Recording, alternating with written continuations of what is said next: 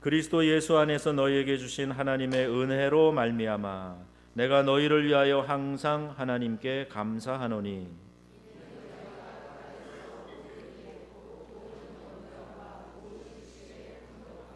그리스도의 증거가 너희 중에 견고하게 되어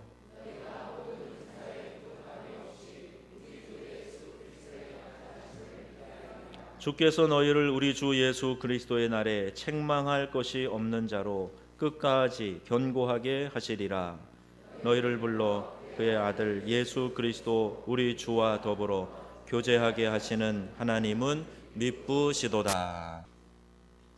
성탄을 기다리는 아이들처럼 이 대강절 기간에 우리가 기대와 소망을 가지고 우리 아기 예수로 이 땅에 오실 예수님뿐만 아니라 다시 재림주로 심판주로 오실 예수님 고대하면서 경건하게 보내는 기간입니다. 특별히 이 세 번째 주간은 기다림의 주간입니다. 대림절 세 번째 주간. 그래서 기다림에 대해서 오늘 말씀을 나누려고 합니다. 기다림의 묘미라는 말도 있지요. 우리 기다림 속에서 우리가 희망을 키워가기도 하고 그 기다림 속에서 고통을 견디는 그런 훈련도 합니다. 이처럼 기다린다는 것은요, 그게 쉬운 일은 아니지만 이 기다림을 통해서 우리가 인생의 깊은 의미들을 깨달아 갈 때가 있음을 알게 됩니다. 기다리며 살 때가 오히려 행복하다, 또 이렇게 고백을 하기도 합니다. 학생들은 졸업을, 또 직장인들은 승진을 기다리지요.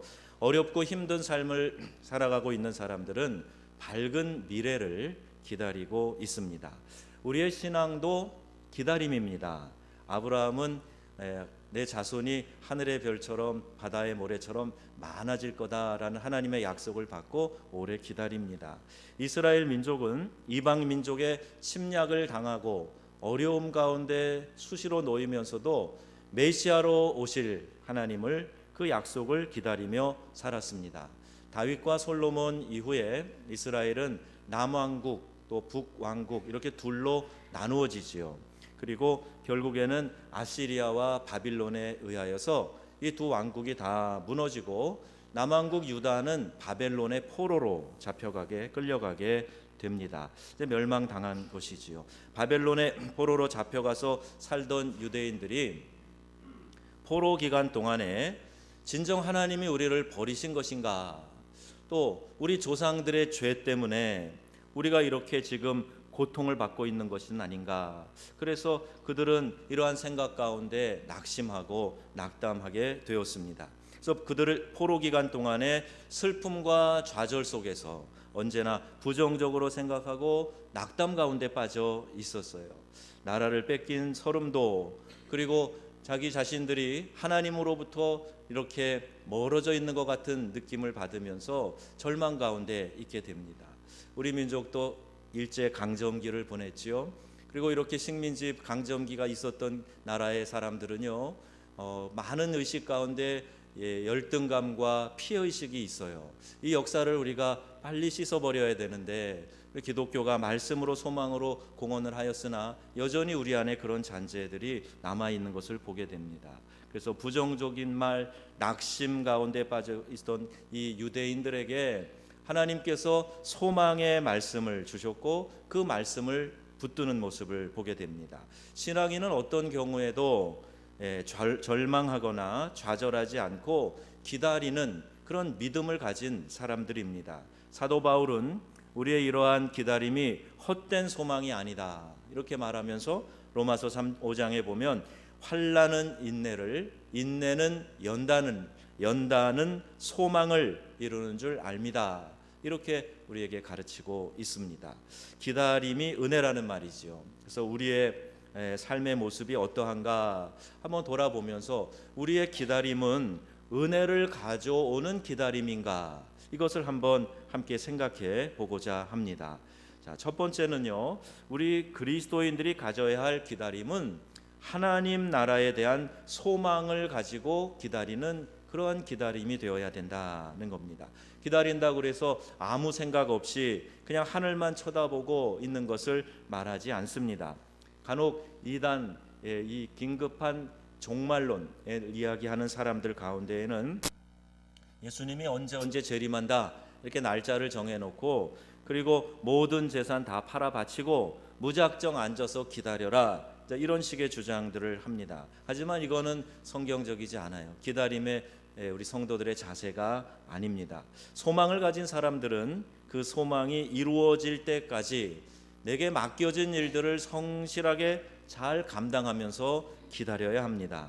내일 종말이 와도 오늘 할 일을 최선을 다해서 감당하는 것, 이것이 그리스도인들의 모습이에요. 마지막 끝까지 최선을 다하는 일, 그리고 그 어떤 일에 대하여서 우리가 조금이라도 소홀히 하지 않는 마음, 마지막까지 사명을 다하는 성실함, 이것이 그리스도인들의 모습입니다. 마지막이니까 실컷 즐기고 놀아야 한다 하는 생각하는 사람들도 있어요. 일제 잔재 가운데 망년회라는 그런 좋지 않은 이름을 주면서 먹고 마시고 취하고 방탕하고 하면서 한 해의 괴로움을 잊어보겠다. 이거 우리 성도들은 우리 간직하지 말아야 될 좋지 않은 의식이지요. 자기 마음대로 죄짓고 하고 싶은 일, 악한 행동 꺼리낌 없이 하는 모습은 잘못된 기다림의 모습입니다. 이 땅에서의 삶이 끝이 아니기 때문이에요.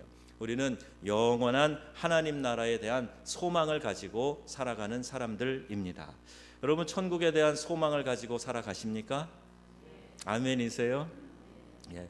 우리가 이 땅에서의 삶이 끝나면 고통과 아픔과 슬픔이 없는 영원한 하나님 나라에 가서 그곳에서 깨어나서 복락을 누리며 살아간다. 우리 성도들은 이 소망을 가지고 살아가요. 그래서 이 땅에서 악유다툼하지 않고 어려운 일이 있어도 잘 인내하고 내가 그 좋은 곳에 가는데 하는 이 마음을 가지고 견디며 살아가는 사람들이라는 거예요. 우리 청년의 단체 카톡방에 어느 학생이, 고3 학생이 금요일 날 발표가 난다고, 최종 발표가 난다고 기도하자는 공지가 떴더라고요. 근데 그 학생이 토요일 날 새벽 기도에 나왔어요. 그래서 제가 표정만 봐도 알았습니다. 합격했구나 알 수 있겠더라고요. 얼굴 표정이 벌써 미소가 가득하고, 그리고 그 마음 가운데 벌써 편안함이 느껴지는 거예요. 자, 대학에 들어갈 결정만 났다 그래도 마음이 그렇게 편안하고 얼굴이 밝아지는데, 여러분들 표정은 왜 그러세요? 천국에 들어갈 소망이 있다고 대답하셨지요?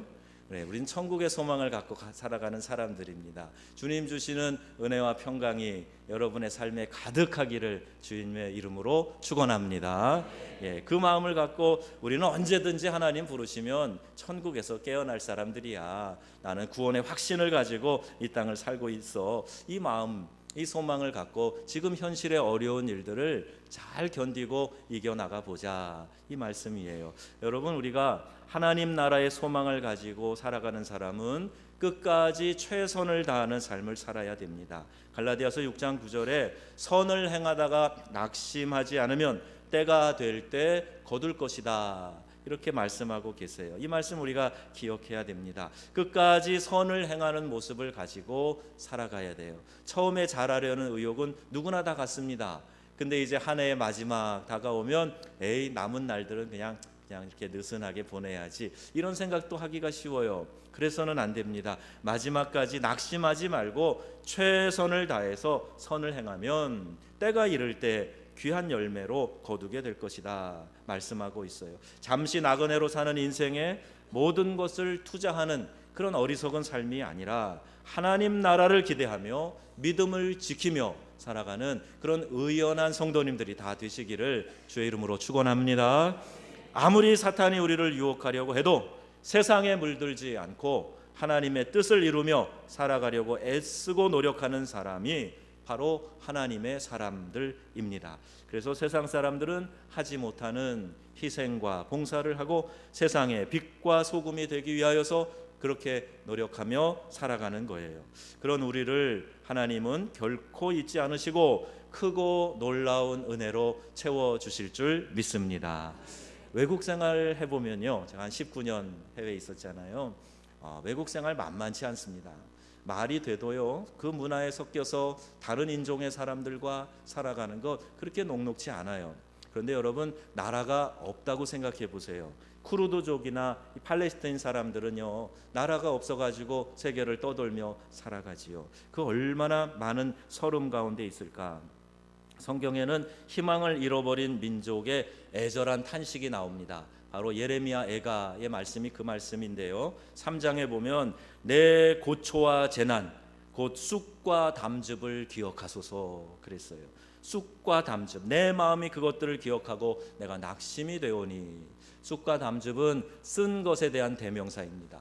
얼마나 이렇게 나라 없는 서름이 고통스러운지 그 인생을 그렇게 표현하고 있는 거예요. 그런데 과연 이 오래전에 유대 민족들만 겪었던 역사인가요? 오늘 우리의 젊은이들, 오늘 이 땅에서 살아가는 우리들도 동일한 어려움과 또 삶의 여러 가지 쓴 것들을 우리가 품고 있다는 것을 알게 됩니다. 한 포털 사이트에서 20, 30대 젊은이들을 대상으로 2,800명에게 설문을 했어요. 그런데 절반 가운데 해당되는 사람들이 우리는 오포 시대에 살고 있다, 이렇게 이야기를 했습니다. 연애하고 결혼하고 자식을 낳는 것, 이게 세 가지는 우리가 포기할 수밖에 없다. 이게 3포예요. 거기에다가 뭐 집을 장만한다든지 또 대인관계가 원만하게 된다든지 이게 너무 어렵다. 그래서 이걸 포기하고 살아야지. 이게 5포입니다. 그렇게 대답한 사람이 무려 절반이나 된다는 거예요. 그러다가 이 말이 나오기 무섭게 얼마 있다가 2개가 더 보태줬어요. 꿈과 희망도 우리는 포기할 수밖에 없다. 7포 시대에 살고 있다 이야기한 사람이 무려 25%나 되는 겁니다. 여러분, 우리가 감사하며 또 우리가 이 대한민국이 얼마나 변화되었는가를 생각하며 살아가면요, 우리 젊은이들이 이렇게 허탄한 이야기를 쏟아내는 것이 옳은가 이 생각을 하게 돼요. 3, 40년 전을 한번 돌이켜보세요. 우리 여기 어르신 세대들이 젊었을 때 그때 이 나라가 어땠습니까? 직장 생활을 해도요, 욕먹는 거는 다반사고 직장에서 폭행을 당해도 내가 이 직장에 그냥 붙어 있어야 처자식 먹여 살리지, 그러면서 직장 생활을 했던 게 그렇게 오래전 일이 아니에요. 우리 가정의 어머니들의 인권, 우리의 자녀들의 인권, 일자리 없어서 일자리 하나 얻으려고 그렇게 아둥바둥하고 살았던 때가 그래요, 옛날 얘기가 아닙니다. 그에 비하면 지금 너무 많이 좋아졌어요. 사람들이 말할 수 있는 여건도 많이 생겼고 환경도 사회도 많이 좋아졌습니다. 그런데 이렇게 대한민국이 얼마나 살기 좋은 나라가 되었는데 감사하지 못하고 새로운 기대를 향해 더 나은 변화를 향해 노력하면 되는데 그저 좌절하고 낙심하고 시대가 어떻고 또 사람이 어떻고 이런 식으로 낙심하는 것은 옳지 않습니다. 우리의 입에서 자꾸 부정적인 말을 쏟아내서는 안 되는 거예요. 예수 믿는 것, 신앙은 어떤 대답을 우리에게 해주고 있습니까? 우리의 신앙은 우리의 삶도 개척해주고 우리의 삶에 새로운 변화들을 일으켜주고 우리를 밝고 또 아름다운 미래로 이끌어준다는 약속을 분명히 하고 있어요. 그리고 이 신앙은 두 차원으로 이야기를 합니다. 두 방면이 있어요. 위로부터 하나님으로부터 우리에게 내려오는 하나님의 계시가 있습니다. 이 계시를 수용하는 것이 신앙이에요. 오늘도 말씀을 통해서 우리 가운데 선포되어지는 하나님의 계시, 이 뜻을 우리가 받아들이는 것, 이게 신앙이에요. 또 하나는요, 우리 차원에서 아래로부터 하나님께 올려드리는 것이 있어요. 비참한 현실 가운데서도 하나님을 바라보고 하나님께로 달려 나아가는 것을 말합니다. 예수 믿으면서 이 두 가지가 끊임없이 확인되어져야 합니다. 내가 어느 자리에 있는가, 그 자리에서 끊임없이 하나님께 나아갈 수 있어야 되고 또 하나님이 위로부터 주시는 은혜, 그 계시를 우리가 받아들이며 살아가야 합니다. 진정한 신앙이란 위의 것을, 계시를 마음을 열고 수용하고 또 적극적으로 하나님께 나아가는 데 있습니다. 하나님께 진리와 평안과 위로가 있음을 여러분 믿으시기 바랍니다. 우리 하나님의 말씀 가운데 우리를 살리는 생명력이 있음을 여러분 믿으시기를 바랍니다. 좌우의 날이선 어떤 것보다 예리하여서 우리의 관절, 골수, 심령 깊숙한 곳에 들어와서 우리를 고치시고 새롭게 하시는 것이 바로 능력 있는 하나님의 말씀인 줄로 믿습니다. 그 말씀 듣기 위해서, 그 말씀대로 살기 위해서, 하나님이 우리에게 주신 은혜를 이 땅에서 실현하며 살기 위해서 오늘 우리가 계시의 말씀을 듣고 그 말씀대로 우리의 삶을 조명하고 조정해 나가는 거예요. 그리고 어려운 우리의 삶의 현실 가운데서 닥치는 일들을 하나님을 향하여 탄원하고 주여 긍휼을 베풀어 주시옵소서, 하나님 우리의 삶을 붙들어 주시옵소서, 이렇게 간구할 수 있는 특권이 우리 믿는 성도들에게 있다는 말입니다. 낙심하고 좌절하고 부정적인 말을 쏟아내고 마치 멸망 앞에 직면한 사람인 것처럼 그렇게 부안해동하는 것은 믿음의 사람들이 갖는 의연한 자세가 아닌 것이지요. 여러분, 하나님이 우리 안에 은혜를 베풀어 주실 때는 이 세상 사람들처럼 그런 시큰둥한 자세로 살아가지 않아요. 하나님이 주실 은혜를 기대하기 때문입니다. 그래서 인생의 처절한 어려움을 경험했던 다윗도 시편에서 이렇게 고백을 합니다. 나를 기가 막힐 웅덩이와 수렁에서 끌어올리시고 내 발을 반석 위에 두사 나의 걸음을 견고하게 하셨도다. 이렇게 고백하는 거예요. 다윗은 숨이 탁탁 막히는 밑바닥 인생까지 그가 경험을 합니다. 더 이상 존재할 가치가 없는 것 같은 기가 막힐 웅덩이와 수렁에 빠져 있는 것 같은 자신을 발견합니다. 그러나 그때에도 하나님께서 내 발을 반석 위에 세워주시고 내 걸음을 견고하게 하셨나이다. 이 고백을 하는 거예요. 그 하나님은 다윗뿐만이 아니라 오늘 우리도 붙들어 주심을 믿으시기 바랍니다. 그 어떤 수렁에 내가 있더라도, 그 어떤 인생의 밑바닥을 치고 절망 가운데 있다고 할지라도, 실패와 낙심 가운데 있다고 할지라도, 아무리 낮아지고 비참한 현실 가운데 있다고 하더라도, 여러분, 하나님이 우리를 구원해 주실 것을 믿으시고 기다림의 신앙을 갖는 우리의 믿음의 귀한 성도들 다 되시기를 주의 이름으로 축원합니다. 여러분, 기다림이 있으면 살아 움직이게 되어 있어요. 그런데 기다림을 잃어버리면 기계적인 반복, 그런 삶의 자리에 머무를 수밖에 없습니다. 이 기다림을 잃어버리면 우리의 삶을 냉소적으로 보게 됩니다. 그거 다 쓸모없는 일이야. 시도해볼 용기를 잃어버린 사람들이 하는 이야기들, 냉소적인 반응들이에요. 여러분, 어떻게 하면 낙심과 절망 속에서 이겨나가면서 기다리는 삶을 살 수 있을까? 예레미야가 3장 21절에 이것을 내가 내 마음에 두었더니 그것이 오히려 나의 소망이 되었습니다. 이렇게 고백하고 있습니다. 예레미야는 이스라엘 민족이 기다림 속에서 그 고통의 의미를 생각하면서 낙심하지 않고 하나님의 말씀을 내 마음에 두었더니 오히려 이것이 우리에게 소망이 되었나이다. 이렇게 고백하고 있습니다. 기다림 속에서 아픔을 내가 감싸고 있으나 그 아픔을 감싸는 가운데 하나님의 은혜와 그 의미를 생각하게 되고 결국에는 때가 이름에 그 아픔의 상처가 영롱한 아름다운 진주처럼 아름답게 보석으로 맺혀질 수 있게 된다는 거예요. 미래가 있다는 소망을 갖고 있으면 얼마든지 우리가 고난을 견딜 수가 있습니다. 이 고난이 언제 끝날 것이라는 생각을 갖고 소망을 품으면 절망스러운 상황에 있다고 할지라도 일어날 힘을 우리가 얻게 되는 거예요. 동굴과 터널의 차이들을 종종 이야기하지요. 터널은요, 요새 보니까 막 몇 킬로 되는 긴 터널이 있더라고요. 터널 속은 어둡고 갑갑합니다. 그러나 터널과 동굴의 차이가 뭔지 아세요? 터널은 반드시 그 나가는 출구가 있다는 거예요. 끝이 있다는 겁니다. 동굴은 안으로 들어가면 더 깊이 들어가서 더 깊은 어둠 속으로 그렇게 떨어지는지 모르나 터널은 반드시 통과하고 나가는 출구가 있다는 걸 기억하셔야 돼요. 우리 믿는 성도들은 어려움을 당한다고 할지라도 그 어려움에는 반드시 끝이 있는 터널을 지나고 있다. 이런 마음으로 여러분 믿음을 고백하시기 바랍니다. 낙심과 절망 속에서 한숨 쉬며 하나님 앞에 탄식하는 것보다 하나님, 이 끝날 터널을 향해 내가 믿음으로 전진하게 하여 주시옵소서. 낙심하고 좌절하고 뒤돌아보지 말고 터널이 끝나는 그날까지 하나님이 내게 주신 그 인생의 의미를 생각하면서 주님이 가르쳐 주시는 대로 순종하며 이 터널 끝을 향하여 전진하게 하여 주시옵소서. 이것이 오늘 우리의 기도가 되어야 될 줄로 믿습니다. 소망을 갖고 기다리는 사람들에게는 하나님의 은혜가 반드시 있어요. 소망으로 인내하는 저와 여러분들이 되시기를 예수님의 이름으로 축원합니다. 둘째로 우리가 가져야 할 기다림의 자세는요, 하나님의 은혜를 기억하는 겁니다. 오늘 본문 4절에 그리스도 예수 안에서 너희에게 주신 하나님의 은혜로 말미암아 감사한다 그랬어요. 은혜를 기억하는 일, 받은 은혜를 헤아려 보는 일 중요합니다. 여러분의 지금 이 모습은요, 하나님의 은혜였습니다. 하나님의 은혜가 우리 명성교회를 붙들어 주셔서 오늘 57차 사무총회를 할 수 있게 된 줄로 믿습니다. 여러 가지 일들이 있었어요.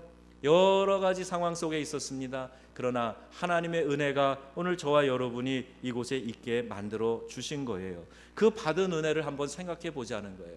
우리가 처음부터 이런 모습이었습니까? 우리가 처음부터 모든 풍성한 것들을 손에 쥐고 태어났습니까?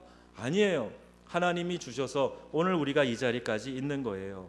그런데 우리 안에 있는 욕심이 감사를 잃어버리게 하고 받은 은혜를 헤아려 보지 못하게 만드는 겁니다. 우리는 기다림에 익숙하지 않아요. 한국 사람들은요, 매우 조급합니다. 빨리빨리라는 말을 전 세계에 퍼뜨릴 정도로 우린 조급한 민족성을 가지고 있어요. 인터넷도 최고로 빨라야 돼요. 컴퓨터도 최고로 빨라야 돼요. 그래서 IT 강국이 됐는지 몰라도, 물론 최근에 KT 사태도 났긴 했지만 우리나라가 이렇게 빠른 면, 자랑할 면도 물론 있어요. 그런데 빨라서 좋은 점도 있지만 빠르기 때문에 놓치는 것도 많이 있습니다. 차를 타고 확 지나가 버리면 못 보는 것들, 여러분 걸어 다녀 보세요. 그러면 새로운 것들이 거기서 보여지고 느껴지지 않습니까? 편지를 쓰고 우표를 붙이고 편지통에 넣고 그것이 다시 우체부를 통해서 배달되는 걸 기다리는 그때에는요, 낭만이 있었어요. 이게 잘 전달됐는가? 그리고 언제 회신이 올까? 그런 낭만이 있었어요. 요새 너무 빠르게 진행되니까 오히려 실수가 더 많아요. 생각해보지 않고 문자 써서 툭 날려버리고 나중에 후회하고 하는 일들도 많이 빈번히 발생하고 있습니다. 이렇게 바쁘게 돌아가는 시대 가운데에서 우리가 조용히 시간을 가지고 하나님이 내게 베푸시는 은혜가 뭔가, 하나님은 오늘 나에게 어떤 말씀을 하시는가, 조용히 주님 앞에 묵상하며 그 말씀, 하나님의 마음을 헤아리는 일이 오늘 우리들에게 절실히 필요한 일입니다. 조급해하지 마세요. 서두르지 마세요. 하나님이 이끄시는 대로 가라 하시는 만큼 가고 멈춰서게 할 때는 기다릴 줄 아는 것, 이것이 믿음의 의연한 자세입니다. 세상 사람들은 낙심할 만한 일이 있을 때 절망해요. 그래서 그것을 잠시나마 잊기 위해서 술을 마시고 또 다른 범죄를 하면서 살아갑니다. 하지만 낙심을 이기는 힘은 하나님을 바라보고 하나님을 묵상할 때 그의 자비하심을 발견하면 자동적으로 낙심은 사라지고 우리 안에 소망이 새롭게 피어나게 될 줄로 믿습니다. 그러니까 하나님 묵상하자는 거예요. 조급해하지 말고 이리저리 허둥대지 말고 하나님은 뭐라고 말씀하시는지 주의 말씀을 내게 들려주시옵소서. 주의 말씀 따라 행하겠습니다. 이런 믿음의 결단이 오늘 우리에게 필요합니다. 고난과 시련은 우리를 넘어뜨리려고 하는 것이 아니에요. 하나님의 사랑과 섭리를 깨닫게 해주시는 기회라는 거예요. 그래서 고통도 하나님께서 우리에게 주시는 축복인데 변장해서 찾아오기 때문에 축복인 줄 모르는 거예요. 여러분, 받은 은혜를 헤아리실 수 있기를 주의 이름으로 부탁합니다. 나 같은 사람 하나님이 이렇게 사랑하셔서 오늘 이 시간까지, 이 자리까지 인도하신 하나님, 내 자녀들에게 또 하나님이 우리에게 주신 일터 위에서 하나님이 베풀어 주시는 그 놀라운 은혜를 다시 한번 잠시라도 우리가 헤아려 보고 생각해 보자는 거예요. 그러면 여러분, 우리 마음 가운데 하나님의 역사를 새롭게 깨닫게 되고 잠잠히 하나님을 생각하는 가운데 하나님의 자비하심을 우리가 새롭게 느끼게 될 줄로 믿습니다. 마지막 세 번째, 잠잠히 하나님의 역사의 시간을 기다려라 하는 거예요. 7절에 너희가 모든 은사에 부족함이 없이 우리 주 예수 그리스도의 나타나심을 기다림이라 그랬어요. 우리는 하나님의 구원을 바라보며 기다려야 됩니다. 예레미야 예가 3장 26절에도 사람이 여호와의 구원을 바라보고 잠잠히 기다림이 좋도다 그랬습니다. 하나님께서는 우리의 아버지이시고 또 우리의 모든 상황을 아시는 분이세요. 그 하나님께서 잠잠히 기다리고 구하는 자에게 구원을 베풀어 주신다. 오늘 우리에게 말씀하고 있습니다. 하나님께서 주신 소망을 가지고 하나님의 자비하심을 느끼고 그 은혜에 감사하는 마음으로 살아가는 사람은 조바심을 낼 이유가 없는 것이지요. 다른 사람의 말을 듣고 그 사람을 의지해서 부안해동하고 하나님의 뜻을 기다리지 못하고 자신의 주장을 내세워서는 안 됩니다. 하나님의 뜻은 잠잠히 기다리는 자를 통해서 나타납니다. 힘들어도 자신의 본분을 지키며 하나님 앞에 나와서 기도하며 잠잠히 바라보실 수 있기를 주의 이름으로 부탁합니다. 하나님께서는 우리를 인도하시는 분이세요. 이스라엘 백성을 광야에서 인도하실 때에 그들이 광야길을 걸을 때 마라에서 쓴 물을 만났지만 그러나 그 시험을 통과한 후에 엘림이라고 하는 70주의 종려나무가 있고 오아시스 샘이 있는 그 엘림을 금방 만나게 됩니다. 우리의 고난 속에는 반드시 하나님의 은혜가 있다는 사실을 여러분 믿으시기 바랍니다. 애매한 고난 없어요. 하나님이 우리에게 주시는 거예요. 고난과 시련 앞에서 하나님을 원망하고 스스로 절망 가운데 내 자신을 내몰지 말고 잠잠히 하나님을 기다리는 저와 여러분이 되기를 바랍니다. 오늘 8절에 주께서 너희를 우리 주 예수 그리스도의 날에 책망할 것이 없는 자로 끝까지 견고하게 하시리라 말씀하셨어요. 그리스도를 기다리는 동안 신앙이 점점 더 성장하고 마지막 날 주님 앞에 서게 됐을 때 책망받을 것이 없는 그런 부끄럽지 않은 그런 구원을 받도록 하나님이 우리를 연단하시고 이끌어 가시겠다는 말씀입니다. 사랑과 자비의 하나님께서 결코 하나님의 백성들을 멸망의 길로 내몰지 않으세요. 이스라엘은 하나님께서 자기들을 향한 계획이 있다는 것을 믿었습니다. 그 기다림이 무려 2500년 동안 지속됐어요. 이스라엘은 남왕국 유다가 멸망한 지 2500년이 지난 1948년에 다시 자기들의 나라를 세웠습니다. 기다림의 은혜를 알았기에 이들은 이런 축복을 받을 수 있었던 것입니다. 여러분, 우리의 믿음은 어떻습니까? 잘 기다리며 날마다 주시는 은혜를 누리며 살고 있으십니까? 하나님은 우리를 구원하시는 하나님이십니다. 그 하나님의 구원을 기다리며 잠잠히 기다릴 줄 아는 저와 여러분, 우리 명성의 공동체가 되기를 주님의 이름으로 축원합니다. 9절에 너희를 불러 그의 아들 예수 그리스도와 교제하게 하시는 하나님은 미쁘시도다. 아름답고 좋으신 하나님, 그분이 바로 우리를 그리스도 예수를 통해서 하나님과의 관계를 회복하게 하시고 교제케 하신다는 말씀이에요. 사랑하는 성도 여러분, 예수님은 우리의 소망이십니다. 예수님은 우리의 소망이십니다. 아멘. 밑바닥까지 내가 내려간 것 아니냐, 이런 염려가 나를 엄습할 때 바로 그때 나를 만드신 분, 나를 사랑하시는 분, 그 하나님을 여러분 바라보시고 그 하나님의 구원의 은총을 기다리실 수 있기를 주의 이름으로 간곡히 부탁합니다. 내 삶이 다시 은혜로 역사되고 변화되는 귀한 일들이 반드시 우리 성도들의 삶에 나타날 것이기 때문이에요. 그래서 기다림은 수동적인 삶의 태도가 아닙니다. 삶의 활력소예요. 기다리면서 가슴이 두근두근 거리는 거죠. 언제 이 좋은 날이 내게 다가올까 생각하면서 기다림에 설레임이 있는 거예요. 내 삶에 에너지를 부어주시는 하나님이 계시기 때문에 그분을 바라고 언제 하나님의 손이 움직여서 이것을 붙잡아 주실까, 언제 하나님께서 말씀하셔서 이 모든 결박을 풀어주실까, 여기에 대한 기다림이 기대 가운데 우리 가운데 있는 거예요. 예수님께서 이 땅에 오신 것은 하늘의 영광이요 땅에는 평화로다라고 선언하고 있지요. 주님 나실 때 그렇게 천사들이 영광 가운데 선포한 거예요. 하늘에는 영광, 이 땅에는 평화, 예수 그리스도로 말미암아. 여러분, 우리는 주님 오시는 날을 지금 고대하고 기다리고 있습니다. 이 하나님을 믿는 믿음의 사람들이 이 땅을 회복시키는 역사를 기대하고 있습니다. 이 대강절 절기 기다림의 주간을 보내면서 우리 모두가 다 이런 마음을 가지셨으면 좋겠어요. 함께 기다리면서 하나님 나라에 대한 소망을 가지고 하나님의 은혜를 기억하고 잠잠히 하나님의 역사의 시간을 기다리면서 주님을 바라보며 승리하는 삶을 살아가시는 저와 여러분 모두 되시기를 주 예수님의 이름으로 축원합니다.